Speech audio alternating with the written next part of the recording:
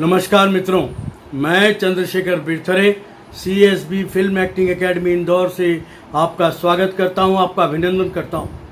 Film acting course का ये हमारा 25वां एपिसोड है, जिसमें हम आज बात करेंगे रचना की मनोभूमि और इस संबंध में स्टानिस्लॉवस्की के विचार जानेंगे।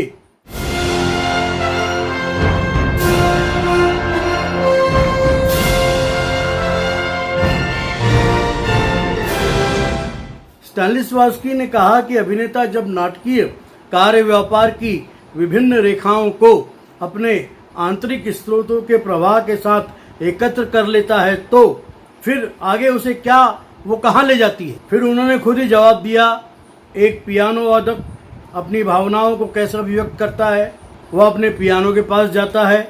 एक चित्रकार कहाँ जाता है, अपने कैनवस और अपनी कुचियों और रंगों के पास जाता है। इसलिए अभिनेता भी अपने आध्यात्मिक और भौतिक रचनात्मक उपकरण के पास जाता है।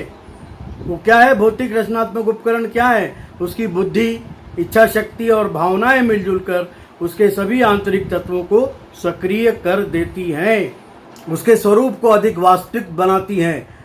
यह सब उस भूमिका को अनुभव करने, उसकी सच्चाई को जानने और उसकी सच्चाई को अधिक गंभीर बनाने और रंगमंच पर जो कुछ हो रहा है उसकी वास्तविकता की संभावना पर विश्वास जगाने में मदद करता है। रंगमंच पर हम चले गए, हमने हमारी 3 महीने की रिहर्सल भी कर ली और उसके बाद हमको सारे डायलॉग्स जो कंठाग्र भी हो गए, सब कुछ हो गया। लेकिन अगर हम अपनी भूमिका की अंतरात्मा से एकाकार नहीं करेंगे, आत्मसात नहीं करेंगे, तो हमारे लिए अभिनय करने में बड़ी परेशानी खड़ी होने वाली है।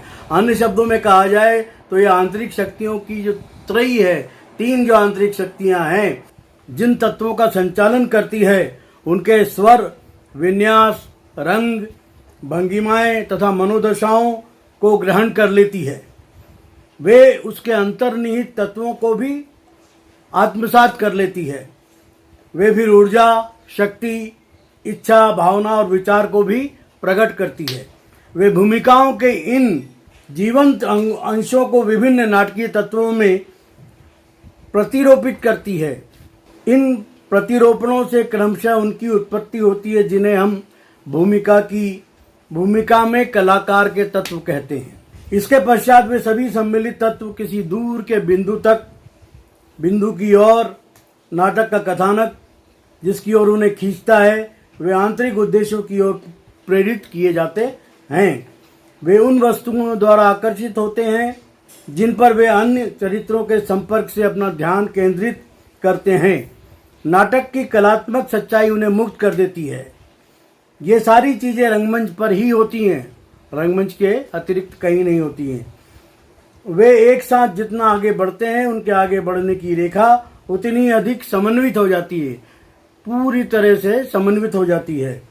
इन तत्वों के संपुंजन से वह महत्वपूर्ण आंतरिक व्यवस्था उत्पन्न होती है जिसे हम रचना की मनोभूमि कह सकते हैं। परंतु रचना की मनोभूमि के निर्माण से पहले आंतरिक उत्प्रेरक शक्तियां विभिन्न तत्वों के साथ मिलकर अभिनेता के उद्देश्यों को पूरा करती हैं। जहां तक सामान्य आंतरिक उद्देश्य का सवाल है, वह अभी दूर है और ये उसकी खोज के लिए विभिन्न शक्तियों को जोड़ती हैं। दूसरा शब्दावली का विषय है। जब तक हमने कलात्मक क्षमता, विभिन्न विशेषताओं, प्रकृति के उपहारों, निसर्ग के उपहारों और मनोतकनीक की अनेक रीतियों के लिए एक शब्द एलिमेंट्स, तत्वों का ही प्रयोग किया है, अब हम उन्हें आंतरिक रचनाशील मनोदशा के तत्व कहेंगे। स्टानिस्लॉवस्की ने उसके बाद यह स्पष्ट किया कि यह मनोदशा कुछ रीतियों में सामान्य मन स्थिति से बेहतर है और कुछ अन्य में कम अच्छी है। इसका कारण अभिनेता के कार्य की स्थितियां हैं जिससे जनसाधारण के आगे प्रदर्शन करना होता है। उसके रचनात्मक मनोभावों में नाटकीयता और आत्म प्रदर्शन की गंध आती है जो सामान्य अवस्था में नहीं होती। उसमें सार्वजनिक की भावना होती है और उसे सामान्य जीवन में दिखाई नहीं देती। वह बड़ी ही विलक्षण संवेदना है। बहुत से लोगों से भरा हुआ नाट्य भवन हमारे लिए बड़ा विलक्षण ध्वनि पटल होता है। रंगमंच के वास्तविक अनुभव के प्रत्येक क्षण के लिए यहाँ प्रतिक्रिया होती है। सहानुभूति और सुरुचि की हजारों अदृश्य धाराएं हमारी ओर प्रभावित होती हैं। दर्शकों की भीड़ एक अभिनेता को भ्रमित और भयभीत करती है, लेकिन वह उसकी वास्तविक रचनात्मक ऊर्जा को जगाती है। भावनात्मक ऊष्मा का संप्रेषण करती हुई वह उसे अपने में और अपने कार्य में विश्वास प्रदान करती है। स्टानिस्लॉवस्की ने इतना सब कहने के बाद छात्रों को सावधान करते हुए कहा, दुर्भाग्य से यह स्वाभाविक मनोदशा यदा कदा ही सहज रूप में उत्पन्न होती है और बड़े विलक्षण अवसरों पर यह प्रकट होती है। स्टानिस्लॉवस्की ने इतना सब कहने के बाद छात्रों को सावधान करते हुए कहा, दुर्भाग्य से यह स्वाभाविक मनोदशा यदा कदा ही सहजता से उपलब्ध होती है, बड़े विलक्षण अवसरों पर यह प्रकट होती है। ऐसी अवस्था में अभिनेता बड़ा शानदार प्रदर्शन करता है, क्योंकि वह अपने आप को भूल जाता है और उसका अवचेतन मन में जो चीजें हैं वो धीरे धीरे स्वाभाविक रूप से सहज रूप से बाहर आती है। कैसे? पंक्तियों के द्वारा, नाटक की पंक्तियों के द्वारा। सामान्य अवसर पर जब अभिनेता समुचित मनोदशा में प्रवेश नहीं कर पाता तो वह कहता है, मैं मूड में नहीं हूं, अभी मेरा मूड नहीं है, क्योंकि उसका जो उपकरण है बाहरी, आंतरिक, मन, बुद्धि, कल्पना और इच्छा शक्ति वो जो है वो अभी कहीं विचलित स्थिति में है। इसका मतलब होता है कि उसका रचनात्मक उपकरण या तो सही रूप में सक्रिय नहीं है या वह कार्य ही नहीं कर रहा, अथवा यांत्रिक प्रवृत्तियों ने उसका स्थान ले लिया है। क्या वह रंग मंडप के मेहराब की गहराई है जिसने उसकी क्रियाशीलता को अव्यवस्थित कर दिया है, अथवा वह दर्शकों के आगे अपनी भूमिका की अधूरी तैयारी के साथ उन पंक्तियों और चिंताओं को लेकर आ गया है जिसमें स्वयं उसका विश्वास नहीं है। अभिनेता ने पहले से तैयार किसी पुरानी भूमिका को फिर से ताजा न किया हो। वास्तव में हर बार मंच पर जाते समय उसे इस प्रक्रिया से गुजरना चाहिए, अन्यथा संभावना यह है कि जब वह मंच पर जाएगा तो मात्र अपनी भूमिका का ऊपरी खोल ही उपस्थित कर सकेगा। इसकी असफलता का कारण यह भी हो सकता है कि वह आलसी हो गया हो, समुचित ध्यान न देता हो, उसका स्वास्थ्य खराब हो, अथवा वह व्यक्तिगत चिंताओं से परेशान हो।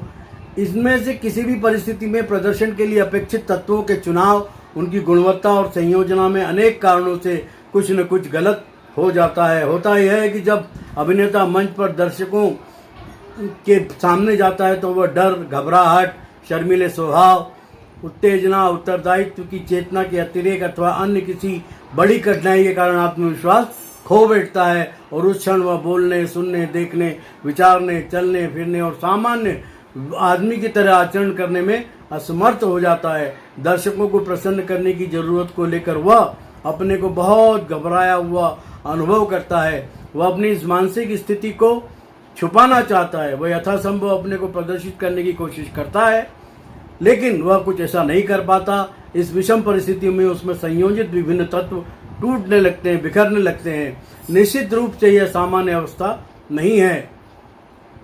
वास्तविक जीवन की भांति रंगमंच पर भी विभिन्न तत्व अविच्छिन्न होने चाहिए, जो बिखरने नहीं चाहिए। आपको कंसंट्रेशन, आपकी एकाग्रचित्ता भटकनी नहीं चाहिए। कठिनाई यह है कि रंगमंच का कार्य रचनाशील मनोदशा को व्यवस्थित करने में योग देता है। रंगमंच पर आपके सहकलाकार, रंगमंच पर उपस्थित प्रॉपर्टीज इत्यादि इत्यादि। कठिनाई यह है कि रंग में अभिनेता बिना दिशा के कार्य करने को मजबूर हो जाता है। वह नाटक में अपने सहयोगी के स्थान पर दर्शकों के साथ संपर्क बना लेता है। वह अपने साथी कलाकारों के साथ अपने भावों और विचारों के आदान प्रदान के स्थान पर दर्शकों को प्रसन्न करने की जुगत भिड़ा लेता है, वो मार्ग ढूंढ लेता है। दुर्भाग्य से अभिनेता के भीतर की ये कमजोरियां दिखाई नहीं देती, लेकिन दर्शक को उनका आभास हो जाता है और फिर जो नरंग व्यवसाय के विशेषज्ञ हैं, जो पुराने गुरु हैं, वो इस बात को समझते हैं और यही कारण है कि सामान्य दर्शक कोई प्रतिक्रिया व्यक्त नहीं करता, बस वो नाटक देखने के लिए आना बंद कर देता है। नाटक की संरचना में अगर एक तत्व छूट जाता है अथवा गलत हो जाता है तो पूरे नाटक के खराब होने का, विनष्ट हो जाने का खतरा बढ़ जाता है। रंगमंच पर एक ऐसी व्यवस्था बनाई जा सकती है जिसमें सभी अंगभूत भाग एक साथ कार्य कर रहे हों, उनमें संपूर्ण सामंजस्य हो जैसा भली प्रकार एक ऑर्केस्ट्रा में होता है, वहाँ तबला वादक भी होता है, वायलिन वादक भी होता है और वो गिटार बजाने वाला भी होता है, बहुत सारे लोग होते हैं, लेकिन एक समन्वित जो स्वर निकलते हैं उन सब के। जिस अभिनेता को विश्वास नहीं हो वे अपने साथ जबरदस्ती करें तो नतीजा अनिवार्यतः धोखा देना ही होगा, जो पूरी मनोदशा को व्यवस्थित कर देगा। कोई भी तत्व अगर गलत ढंग से उठाया जाता है तो वही अवस्था उत्पन्न हो जाती है। इस संबंध में स्टैनिस्लॉवस्की पहले ही बता चुके हैं कि किसी वस्तु पर ध्यान जमाने के प्रसंग को लो, अगर तुम उस पर दृष्टि तो डालते हो लेकिन उसे वस्तु तो देखते नहीं, तो अन्य वस्तुओं की चुंबकीय शक्ति तुम्हें अपनी ओर खींच लेगी। तुम रंगमंच से, नाट्य भवन से भी दूर चले जाओगे। किसी वास्तविक वस्तु के स्थान पर किसी बनावटी वस्तु को चुनने की कोशिश करो अथवा अपनी भूमिका का उपयोग स्वयं अपनी मनोदशा के प्रदर्शन के लिए करो। जिस क्षण तुम कोई गलत कदम उठाते हो, सच्चाई घिसी पिटी नाटकीय रूढ़ी बन जाती है। अपने आत्मविश्वास को छोड़कर तुम अभिनय की आंतरिक युक्तियों पर विश्वास करने लगते हो। कल्पना भाव बनकर उड़ जाती है और उसके स्थान पर नाटकीय दिखावा आ जाता है। इन सभी अवांछनीय प्रवृत्तियों को एक साथ जोड़ो, तुम एक ऐसा वातावरण खड़ा कर लोगे जिसमें तुम अपने को विद्रोही घोषित करोगे और बेवकूफ़ दिखाओगे और कुछ नकल करने के अलावा कुछ नहीं कर सकोगे। वास्तविक अभिनय तो घटता है स्वाभाविक रूप से, वो तो हो जाता है और गलतियां हो गई मान लो किसी सह कलाकार से आपको, लेकिन वहाँ आपको संभालना है उस स्थिति को, इम्प्रोवाइज करना है उस स्थिति को। आप भूल गए कोई चीज़, भूल गए, ठीक है, नाटक का मतलब है जो ना अटके वो नाटक। प्रायः रंग कर्म करने आरंभ करने वाले लोगों के अनुभवहीन और तकनीकी का ज्ञान न होने के कारण इस तरह गलत रास्ते पर चले जाने की विशेष संभावनाएं रहती है। वे बड़ी आसानी से अनेक बनावटी आदतें बना लेते हैं। अगर उन्हें कभी सामान्य मानवीय मनोदशा मिल भी जाती है तो वह संयोग मात्र होता है। फिर एक छात्र ने जानना चाहा कि एक बार के प्रदर्शन में भी आसानी से बनावटीपन क्यों आ जाता है। स्टैनिस्लॉवस्की ने कहा, मैं तुम्हारे सवाल का जवाब तुम्हारे ही शब्दों में दूंगा। क्या तुम्हें हमारे पहले पाठ की कथा याद है, जब मैंने तुमसे कहा था कि मंच पर जाकर बैठ जाओ और सामान्य रूप में बैठने के बजाय तुम अतिरंजित व्यवहार करने लगे। उस समय तुमने विस्मय विभोर होकर कहा था कि कितनी अजीब बात है, मैं केवल एक बार ही मंच पर गया हूँ, शेष समय में एक सामान्य जीवन ही जीता रहा हूँ। फिर भी मैं देख रहा हूँ कि सामान्य बने रहने की तुलना में प्रदर्शनात्मक हो जाना आसान नहीं है। स्टैनिस्लॉवस्की ने आगे बताया कि हम स्वयं को आंतरिक बनावटी स्वभाव से कैसे बचाएं, एक रचनाशील मनोदशा कैसे प्राप्त करें। इस दोहरी समस्या का समाधान एक ही है, इनमें से किसी एक का होना दूसरे का उसके पहले हो जाने को संभव बनाता है। अगर आप में पास कल्पना शक्ति है, अगर आपके पास इच्छा शक्ति है, अगर आपकी बुद्धि वहाँ पर स्थापित है, जो डुलमुल नहीं हो रही हो, जो वो नहीं हो रही हो, विवेकहीन नहीं हो रही हो, प्रदर्शन की प्रचलित पद्धति की विवेचना करते हुए स्टैनिस्लॉवस्की ने कहा कि अधिकांश अपने अभिनेता अपने प्रदर्शन से पहले वस्त्राभरण आभूषण ग्रहण करते हैं, वस्त्र पहनते हैं और रूप रचना करते हैं, रंग सज्जा हो जाती है जिसमें उनका बाहरी रूप अभिनय चरित्र के अनुरूप हो जाए, लेकिन वे भूल जाते हैं कि बाहर से बदलने के पहले स्वयं को भीतर से बदलना अधिक महत्वपूर्ण होता है। अब यहाँ थोड़ी फिल्म की बात कर लेते हैं। शॉट लगा हुआ है, ठीक है, शॉट लगा हुआ है और आपको क्लोजअप सीन है, इमोशनल सीन है, लेकिन क्या हुआ, आपकी पत्नी स्टेज पर आ गई और आपकी पत्नी और आपका झगड़ा हुआ था घर पे, पत्नी सेट पे आ गई तो आपके लिए बड़ी परेशानी खत्म हो जाएगी, आपका ध्यान जो है बढ़ जाएगा, आपका जो कंसंट्रेशन है वो भंग हो जाएगा और आप अच्छी तरह अभिनय नहीं कर पाएंगे। कैमरे के सामने अभिनय करना और ज़्यादा मुश्किल हो जाता है।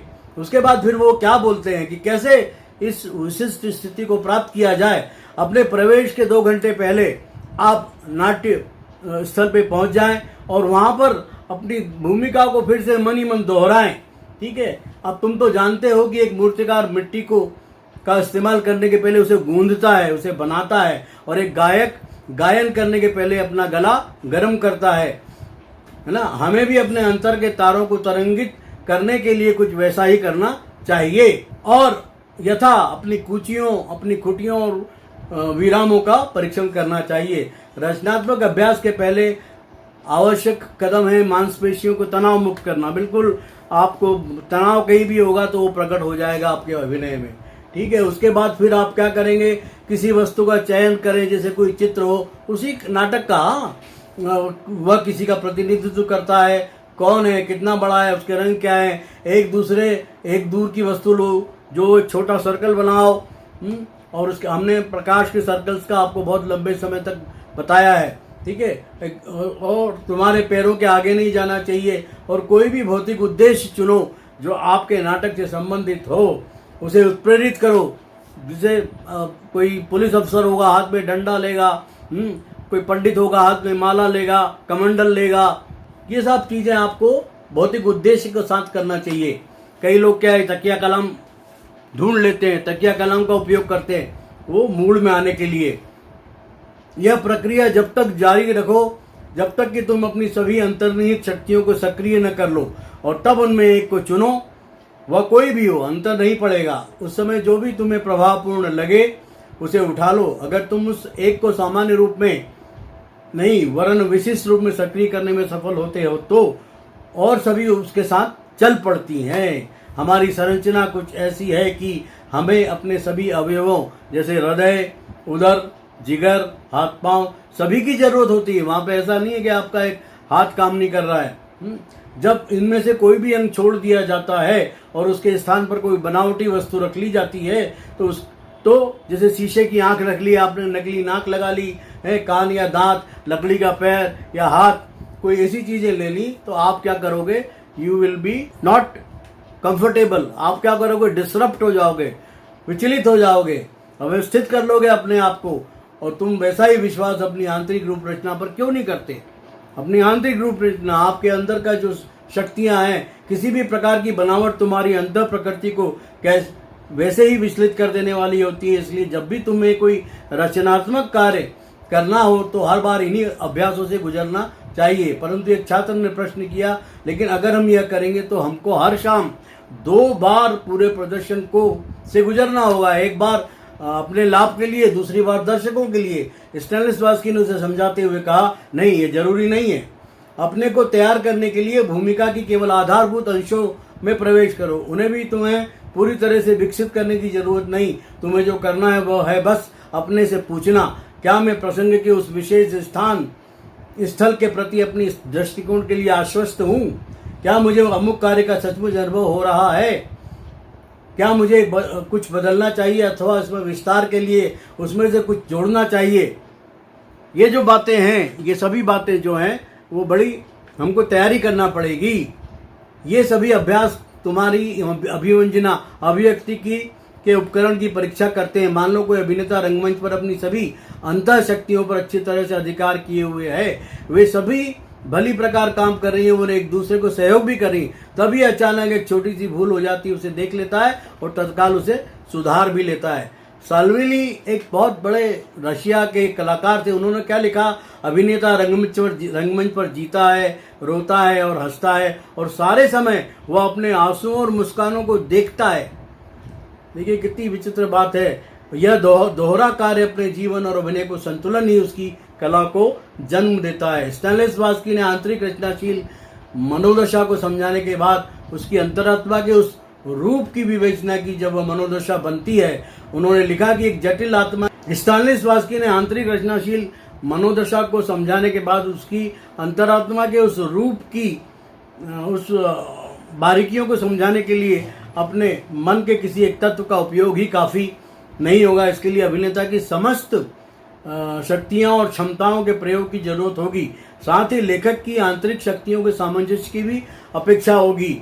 जब भूमिका की आध्यात्मिक प्रकृति का समुचित अनुशीलन कर लिया गया हो तो उसके अंतर्निहित प्रयोजन को समझना आसान हो जाएगा। You have to read between the lines. Lines के बीच का आशय क्या है, लाइन्स क्यों लिखी गई हैं, ये सब समझना होगा। इसके लिए आवश्यक है कि उसकी आंतरिक रचनाशील मनोदशा गहरी, सूक्ष्म, सतत सक्रिय रहने में समर्थ हो। यह रचनाशील मनोदशा अपनी कार्य शक्ति की दृष्टि से सामान्यतः तीव्र, आध्यात्मिक, विस्तृत रूप में उपलब्ध होती है। रचनाशील मनोदशा के वस्तुतः अनंत प्रकार हैं और यह कभी घर में फुर्सत के समय बैठे बैठे, उठते बैठते भी सक्रिय हो उठती है, या तभी तो वह उपचेतना में ही रहती है, वहाँ वहीं सक्रिय रहती है, उपचेतना सबकॉन्शियस माइंड में।